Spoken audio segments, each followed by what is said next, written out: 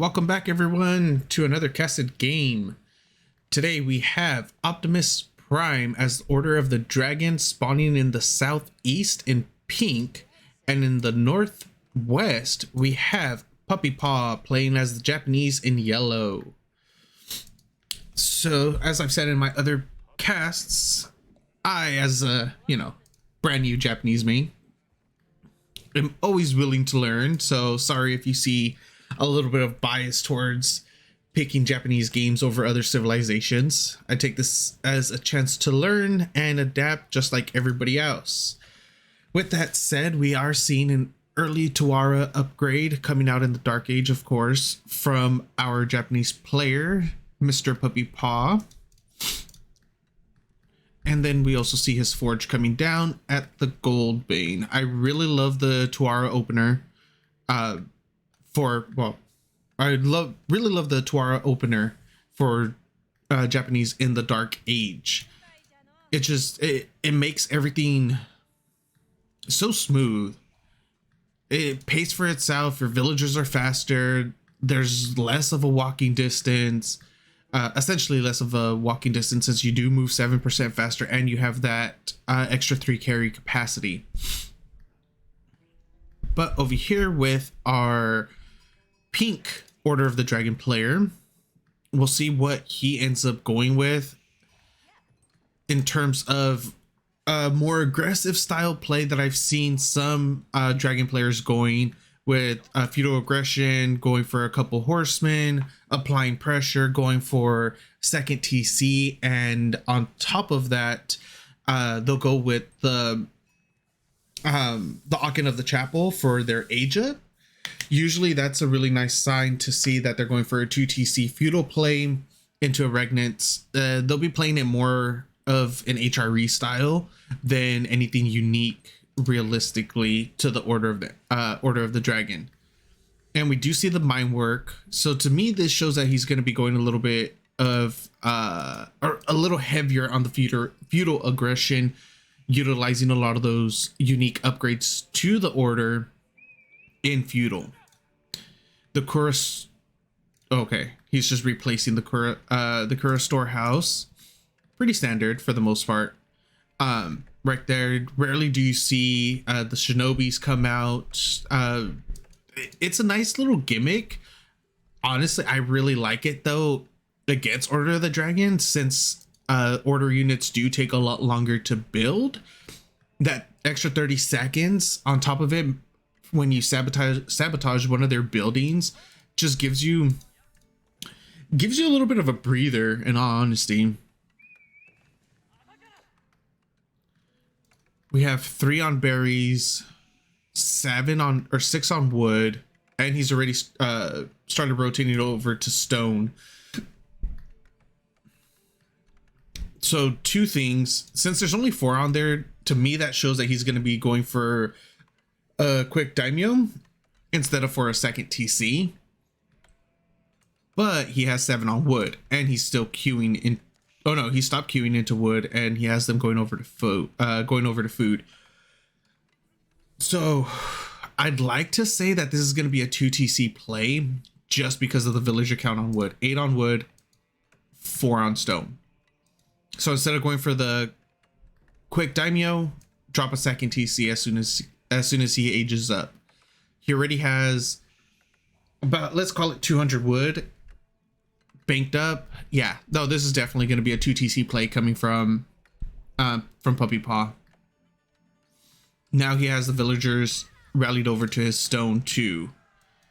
Age up comes through. Anything coming right away from the mine work? Nothing yet. No uniques. Still just macroing up. He does have the tower coming up. Try to hold off against any type of feudal play.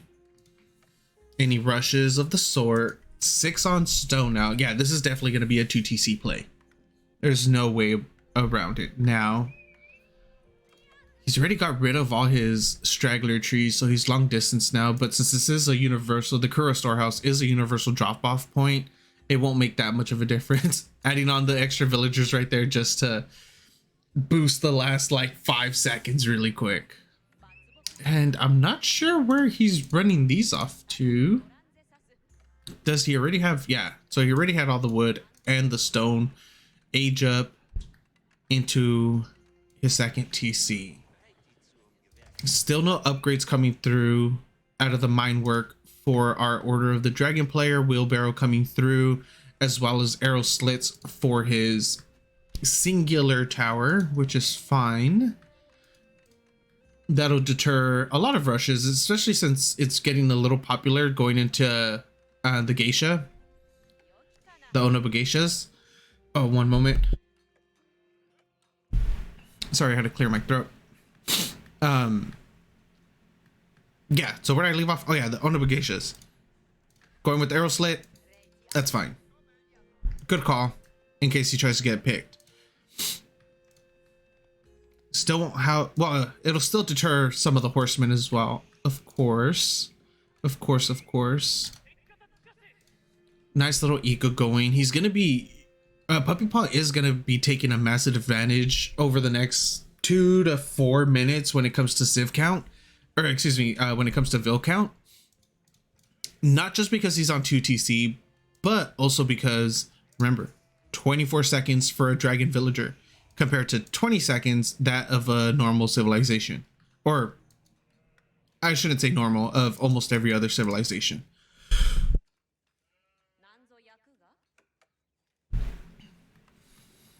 He only has 2 on wood at the moment. It's already 27 to 21 villagers. Yes, the dragon villagers do have their 25% bonus gather rate on base. But when he starts outnumbering you, especially like how he is right now, he's up 7 villagers. The 25% is going to make that big of a difference. Regnitz is coming down really quick. Really nice fast castle. He only has 5 on there right now. Realistically, he could probably pull another 2 if he wanted to off of food. That was a quick call. Try to pick off the little scout from doing his little scouting business. So it makes sense why he didn't try to grab anything in feudal or go for anything in feudal. He's just going to go straight into the Regnitz, start grabbing as many relics as he can, especially after seeing the 2TC play. He knows he's going to be safe for a while.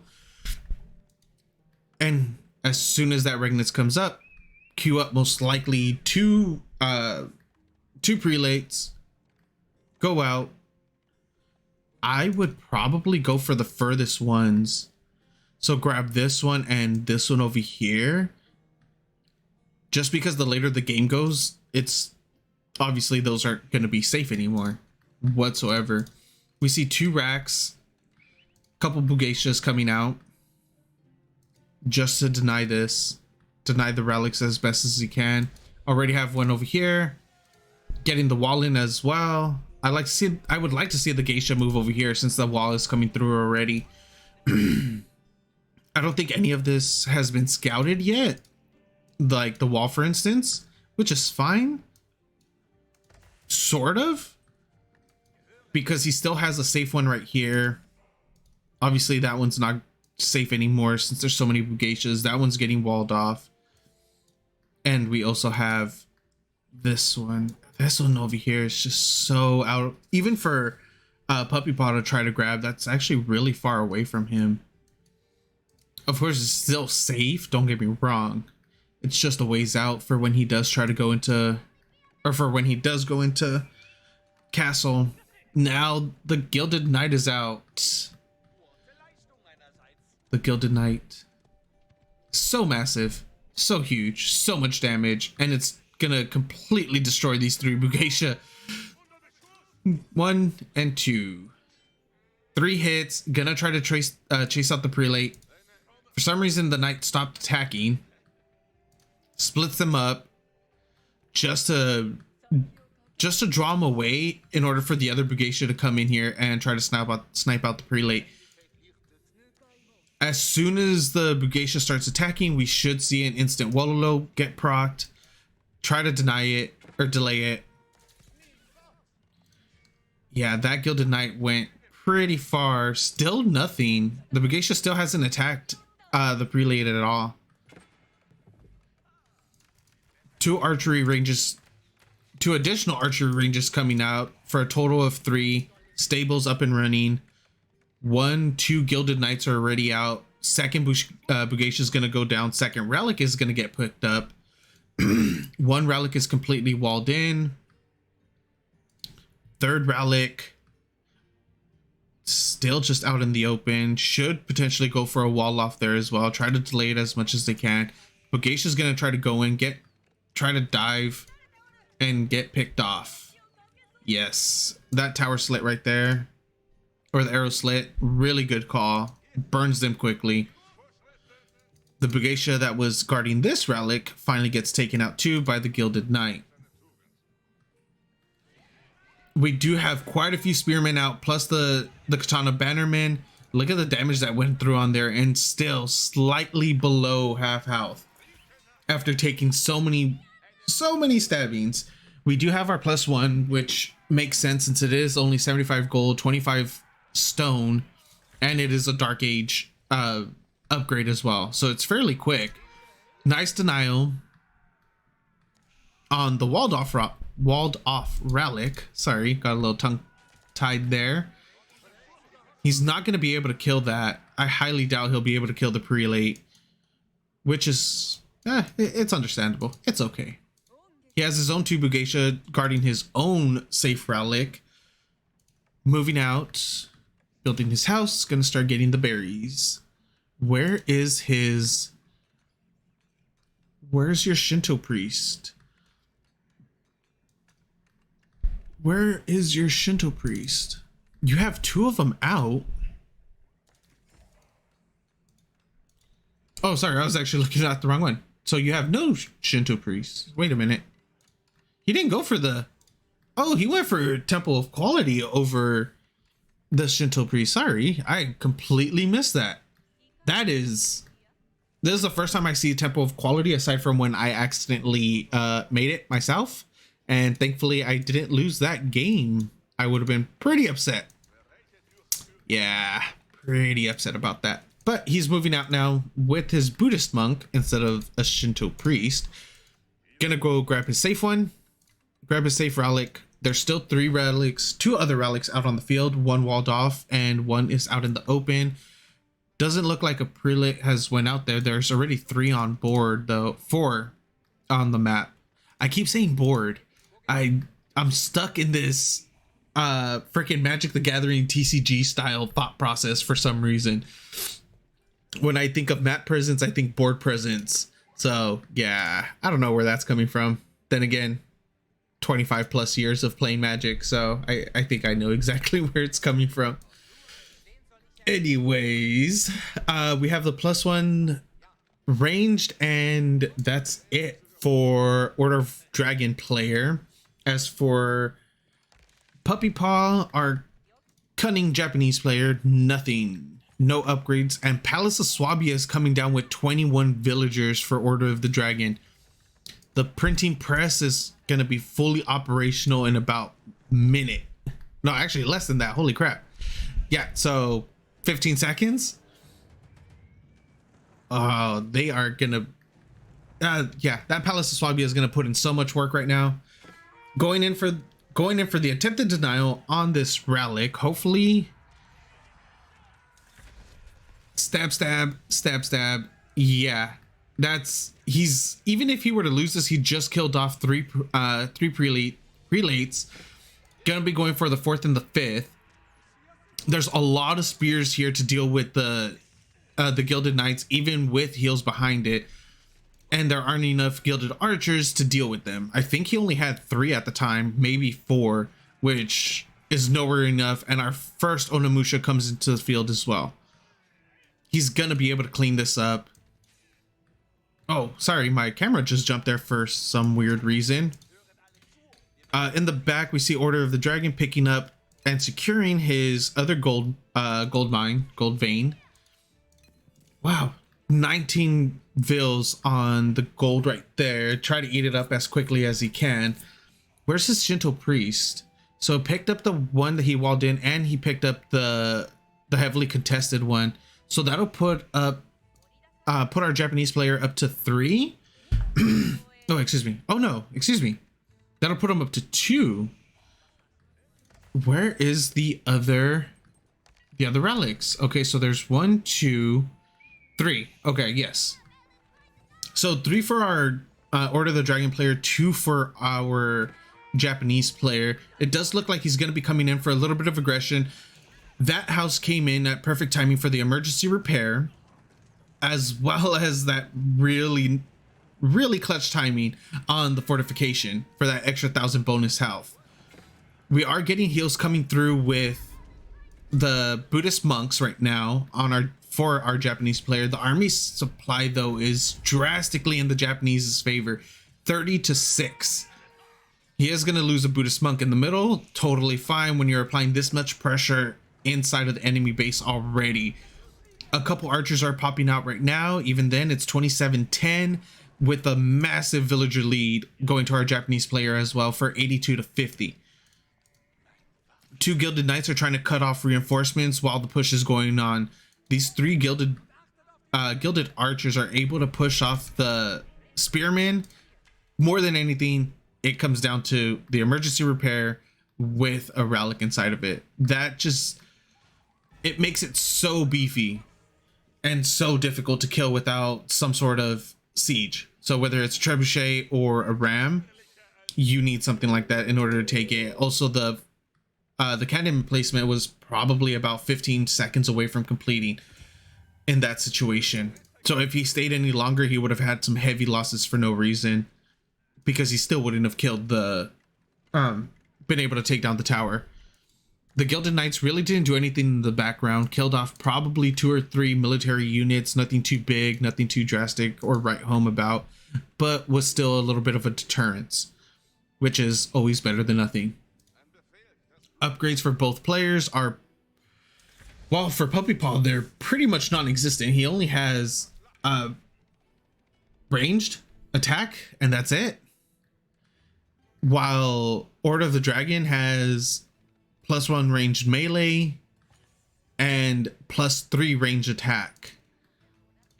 Yeah, the upgrades are hugely in our Order of the Dragon players' favor. We're gonna see him secure. Oh no, he's gonna go for a full wall right there, try to avoid getting raided as much as he possibly can. And here comes our treasure caravan to the Age 4 landmark Castle of the Crow, which is pretty amazing. So this has a 4-minute cooldown on its caravan right here, which gives you a lot of resources: 210 stone, 630 gold, wood, and food. So you're getting close to 2k resources for free every 4 minutes. And it's a castle. Well, it's a keep, right? It shoots rockets. Rockets are amazing. Everybody loves rockets. Look at that right there. This is a Gilded Knight, and it just took almost half of its health away. That's insane. That's a really good positioning too. Walls coming in from the west and the east, so he's essentially made this nice little choke point right here. They are palisade walls though, so they're going to be easily burned down if a big enough force goes there. But the way it is right now, it's a nice wall. Nice wall, nice funnel into a deadly keep, or castle in this case. All right, we have 9 villagers over here, gonna start getting up wood, and our order player is gonna start throwing up his own keeps and his own fortification throughout the game.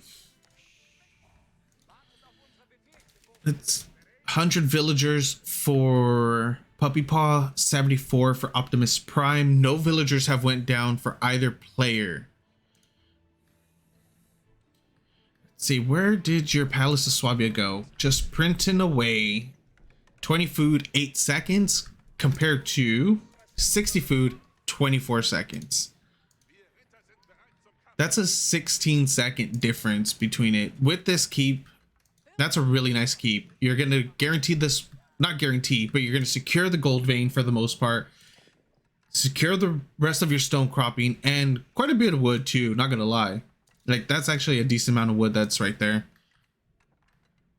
Usually you're not going to be too hefty on wood use as HRE, or in this case it's variant Order of the Dragon, but it's still beneficial. You never know when you might have to just spam out some trash units. Wow, that was a surprise cannonball. Takes out 2 Onimusha right there in one shot with massive range too. It's slowing down a little bit. Sorry, I don't know why my my camera keeps doing that. All right, so we see a nice good stone wall coming through right here. Food patch blocking it off. With this wall, able to secure stone, 2 gold, bunch of wood, some deers, and a boar. Don't forget, Japanese could eat boar. I know I forgot the first like 10 games that I played. It wasn't until recently that I started remembering that I could go over there and finally hunt them after being a Malian and a Bastard main for so long. Being able to eat boar is pretty amazing, not gonna lie. That's a lot of food. That's 2,000 food right there for free. Onimusha go in, try to get some villager pickoffs, but that keep is quite deadly and it gets 2 kills itself. A little bit of a skirmish most likely. Oh, Gilded Knight on Puppypaw's side gets picked off. And now he's gonna come in here and try to burn down the keep.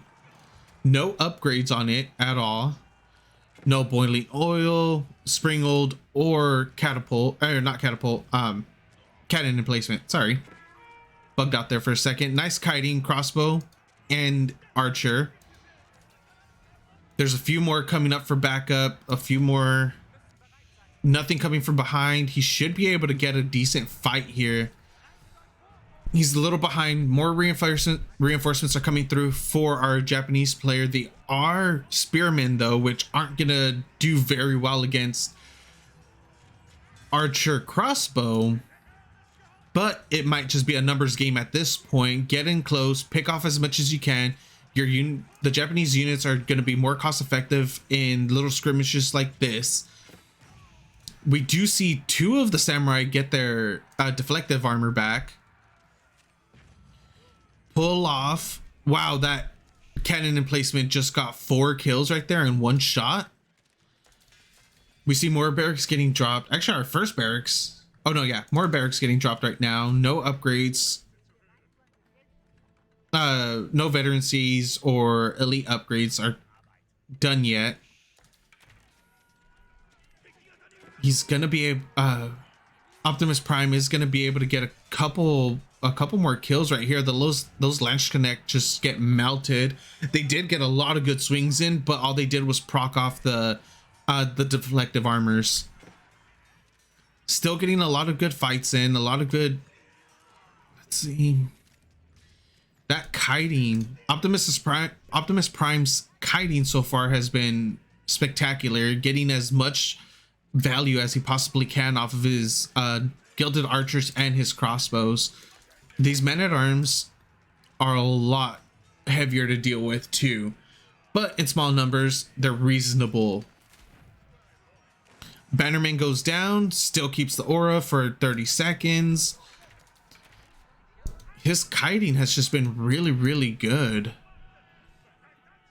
So for our Japanese player, we do need to see some stables coming through just so he could try to pick off the remaining units, because the only thing that's been staying for him at the end of every fight are the archers and crossbows.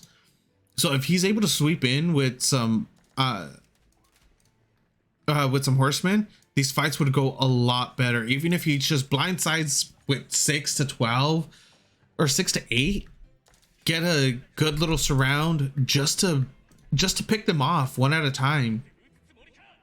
We do see a massive swing over here back at the gold. Try to get some damage done, kill off a couple villagers if possible. More than anything, what he would want to do is, yeah, kill them all. There isn't going to be an emergency repair through for this at all, but he is going to be taking heavy losses because that cannon placement has already killed 6, 7, 8, 9 samurai easily. He's killing at least 2 per shot. Thankfully for them, he does have the deflective armor in order to mitigate a lot of the damage, at least the first shot of it. A little bit of kiting, numbers game now. We have 130 villagers to 95, 70 army to 61. But don't let that deceive you.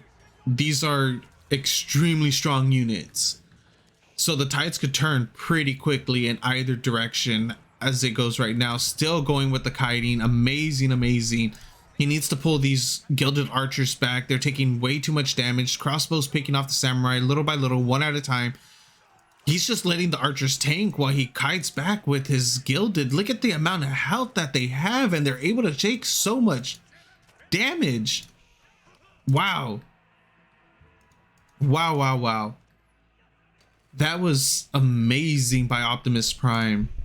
Just letting those archers soak so much while he kites with his crossbows and picks them off one at a time. Men-at-arms coming through, but his numbers are dwindling while our Japanese player's eco in the back looks amazing. He's following through with it, and he's just constantly rallying the rest of his army here. A castle's about to get dropped as well in between 2 golds to secure those and to deny those from his opponent. Upgrades are about even. Here come all the villagers. He's gonna try to quick build that. 15 villagers, drop the castle, and start consuming as much gold. Even if it were to get denied or destroyed later on, doesn't matter. Even if he's able to take 1,500 gold from it, that's 1,500 less that Optimus Prime is gonna have in the long run. He's gonna try to kite back towards his castle, and more than anything, away from the cannon emplacement outposts. 62 to 53 village, or 62 to 53 army, and this is just, both players are just doing an amazing job with their control, knowing how to engage, disengage. The ebb and flow of these battles have just been remarkable. I do feel like Optimus Prime needs just to spam out as many men-at-arms as he can at this point to overwhelm the archers. Throw in a couple lynch connect, get that cleave damage in, like right there, that good cleave, but then gets melted by the archers. Check on the castle is up and running. 15 villagers eating up a lot of Optimus Primes. I don't know what's going on. It happened again. I'm slightly moving it and it jumps half a screen. So sorry about that, guys. I am still getting used to this whole casting thing too, so apologies, bear with me. If you guys have any questions, comments, concerns, any way that I can improve, please feel free to leave those comments down below. Like, I'm all up for constructive criticism. Now we see this wave of battering rams coming through. One gets picked off.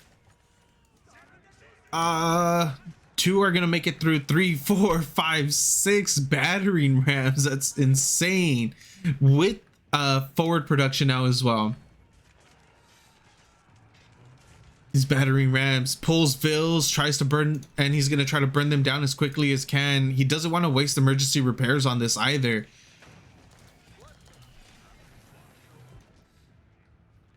We're gonna get another castle get dropped right here. Forge as well. For some reason, another forge. Oh, never mind. There's no point in looking where the Yoshido have been placed because he doesn't have any. We see a lot of production getting dropped now for our Order of the Dragon player. It might be a little too late though. I didn't realize how much wood he had floating. 3,500. Holy moly. He does have a lot of farms back here though, but still 3,500 wood at one point. He could have just dropped so much production. He could have made so many mangonels as well. Like if he would have surprised him with 4 mangoes, the entire Japanese army would have just melted. Yes, we could say he probably didn't have enough time for that. He couldn't afford to risk it. But when you're in a situation like that, it's better to risk it. Just go for the Hail Mary, see if it works. If it doesn't, it doesn't. If it does, it does. That's my motto anyways. You never know until you try, and that would have been a perfect time to try. But he has been starved out of his gold as well. Even though he does have 3 relics. Let's see, is he trying to push in now? So he's going in again. He's building his own rams. He has 6 built, 4 almost done. Oh no, excuse me. He has 3 done, and then 3 were being built. He's just moving. Puppypaw's just moving right on top of Optimus Prime. He's not giving him any breathing room. He's applying an endless amount of pressure over these last, what, 5-6 minutes. He doesn't want to let him hit that critical mass of units whatsoever. Yes, he's taken a couple bad engagements here and there, but it doesn't matter. He's breaking even, and that's good enough for him. Especially when it comes to their micro, both of them have been playing phenomenally in that aspect. And now we see the ram push going towards the first castle.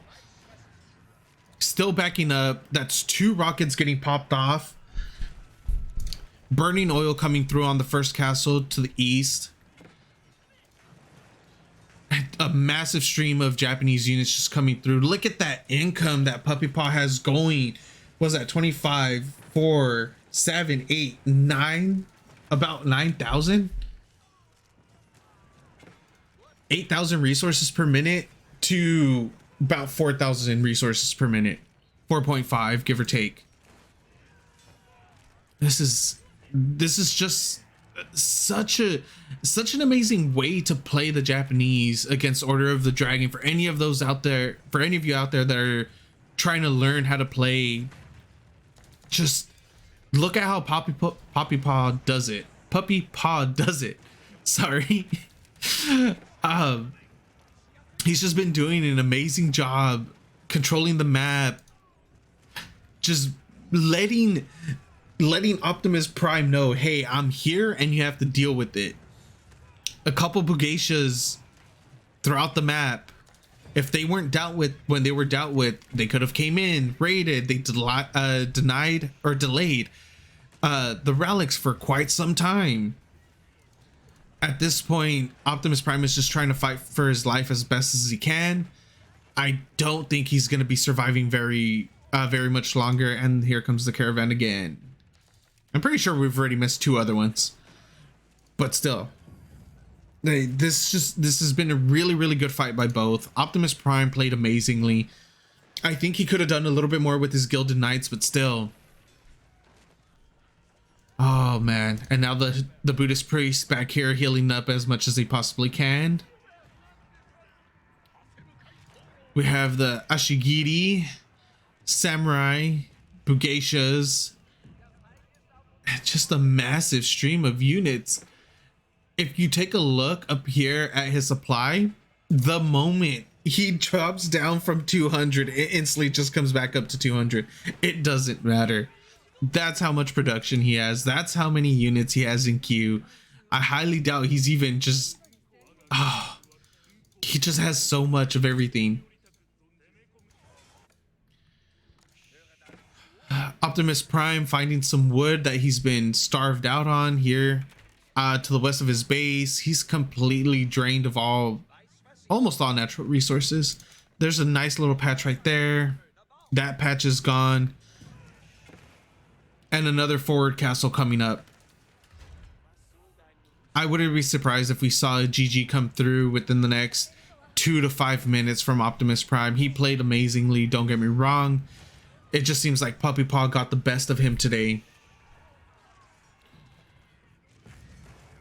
Fighting under a cannon emplacement with a relic inside. That's how you know you're about to win, when you could start taking fights like this. That was one hell of a cannon shot right there. Now we see bombards coming from the west, start eating away at the production there as well. We have units just swarming from the north, the west. We had a couple units coming over here from the east. We still have that keep the castle coming up right on top of a lot of production. Well, for production, I wouldn't call that a lot. A lot of units just pouring out for Puppypaw.